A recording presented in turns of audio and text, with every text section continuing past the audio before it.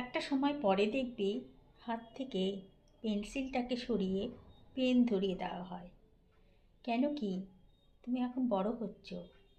এখন ভুল করলে সেটা আর রাবার দিয়ে মুছে ফেলা যাবে না। ছোটোবেলায় কিন্তু আমরা বারবার লিখতাম, বারবার মুছে ফেলতাম। কিন্তু যখন আমরা পেন ব্যবহার করতে শুরু করলাম, আমাদের হাতে যখন পেন ধরিয়ে দেওয়া হলো, তখন কিন্তু সেই লেখাটা মোছা কিন্তু খুব কষ্টকর।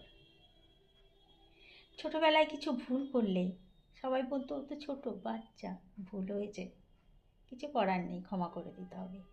কিন্তু বড় হলে যখন তুমি একটা ভুল করবে, তখন কিন্তু কেউ সেটা শুনবে না, সেটা আর মুছাও যাবে না, আর সেই ভুলের আর কোনো প্রায়শ্চিত্তও করা যাবে না।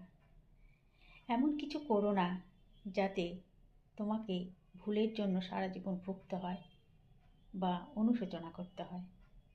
সেই জন্য সবাই বলবো, পদক্ষেপগুলো একটু বুঝে ফেলো, কারণ পেনের লেখার মতন বড় হয়ে কিন্তু যে ভুলটা করবে সেটা আর মুছে ফেলা যাবে না। চলো, সবাই খুব ভালো থেকো, সুস্থ